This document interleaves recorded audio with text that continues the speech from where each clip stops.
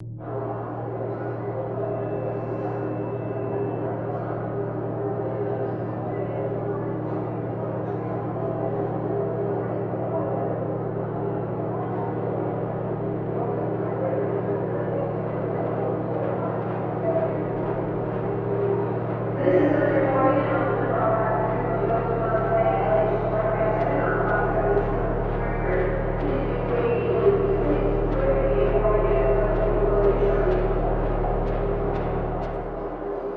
Presseleute von Kia haben sich etwas ganz Besonderes für mich überlegt.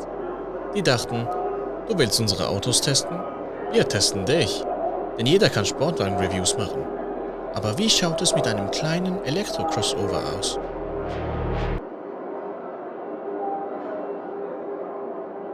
Guter Schachzug. Ich bin weit außerhalb meiner oktangetränkten Komfortzone. Aber Challenge accepted. Ja, Moment mal. Der Akzent von deinem Kauderwelsch hat sich ja geändert. Denkst du jetzt wahrscheinlich. Das ist richtig und das hat auch seinen Grund. Und zwar möchte ich hiermit Danke sagen. Und zwar ein Dank an alle Deutschen, die meine Videos schauen. Denn laut YouTube sind das mehr als Schweizer.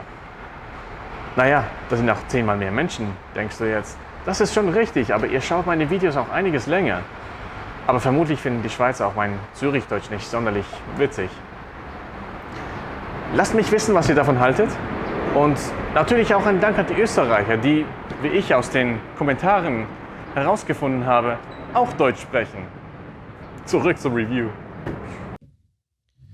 Aber es ist schon ein bisschen so, als würde man Usain Bolt fragen, ob er doch bitte ein paar Birkenfelds testen würde. Aber vielleicht braucht auch der schnellste Mann der Welt mal bequemes Schuhwerk. Wie wird also der langsamste sportliche Fahrer der Welt mit dem e-Niro zurechtkommen?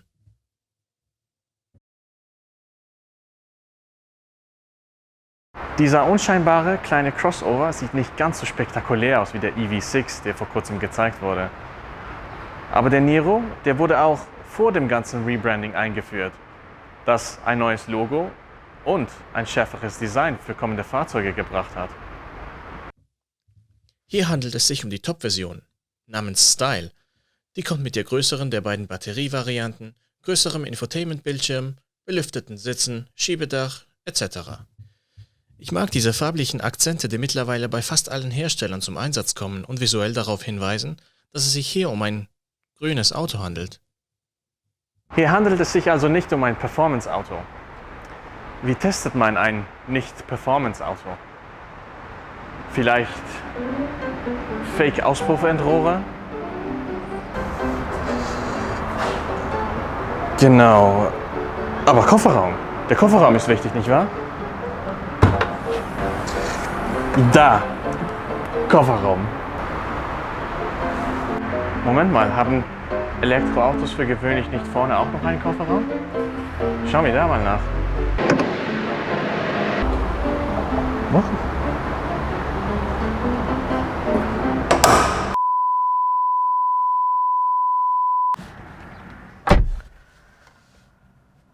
Lenkrad ist da, Pedale sind da, Schalthebel, Rad, Wähler ist da und Startknopf ist da.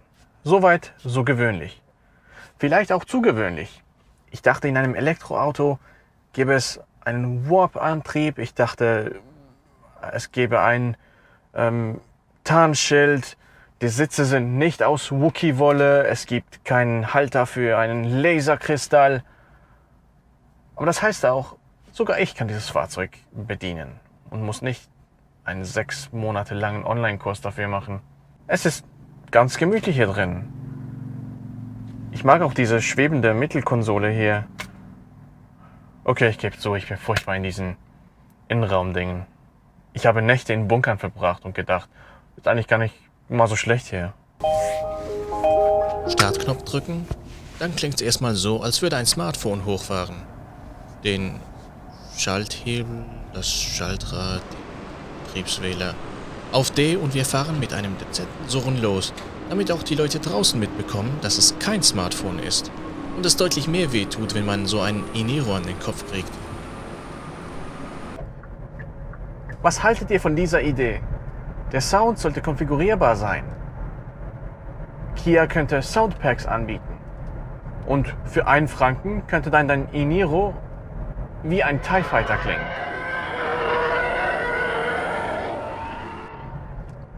Oder wie Son Gokus Jindo Jun.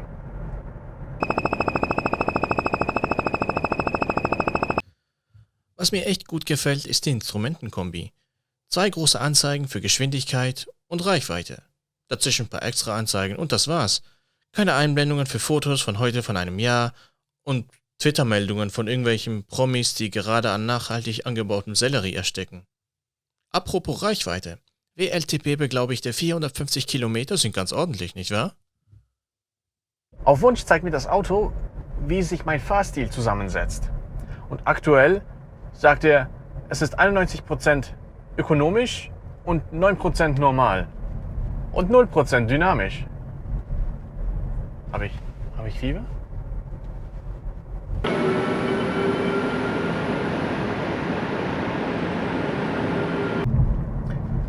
Ganz im Gegenteil. Du wirst ermutigt, dir Zeit zu lassen, die Fahrt zu genießen. Mit dem elektrotypischen tiefen Drehmoment kommst du auf Reisegeschwindigkeit und dann gleitest du einfach nur dahin. Das Fahrwerk ist komfortabel und dennoch straff genug. Die Sitze sind auch bequem. Als sportlicher Fahrer würde ich mir natürlich etwas mehr Seitenhalt wünschen, aber das geht eigentlich ganz in Ordnung. Interessanterweise sind 2 Schaltpaddel ans Lenkrad geheftet, mit denen sich die Rekuperation in 3 Stufen regeln lässt. Das klingt so, als müsste ich das etwas nasaler sagen. Eigentlich ist es fast schon so, wie wenn man mit einem Sauger runterschaltet.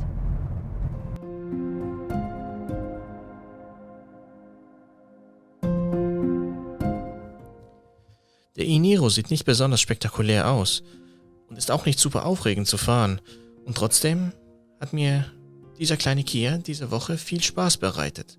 Er hat bei allem ohne zu murren mitgemacht und auch nicht von mir verlangt, dass ich erstmal ausgiebig das Handbuch studiere, um mit ihm klarzukommen. Fahrzeughersteller sind heute von neuen Bedienkonzepten regelrecht besessen. Dabei gibt es Gründe, warum gewisse Muster in der Bedienung überall wiederzufinden sind. Sie funktionieren. Moderne Autos können alles besser als früher. Aber das Autosein scheint in immer mehr zu verlernen. Schön, dass Kia hier einen anderen Weg geht. Das Ganze hat aber auch seinen Preis. 50.000 Schweizer Franken sind es für dieses voll ausgestattete Exemplar. Damit bewegt sich der e-Niro auf einem ähnlichen Niveau wie die Konkurrenz aus Europa. Andererseits bewegt sich auch die Qualität mittlerweile auf einem ähnlichen Niveau wie die Konkurrenz aus Europa. Ich bin zu vernarrt, um Performance-Modelle, die für dieses Geld zu haben sind, außer Acht zu lassen. Aber glücklicherweise sind ja nicht alle so Dinosaurier wie ich.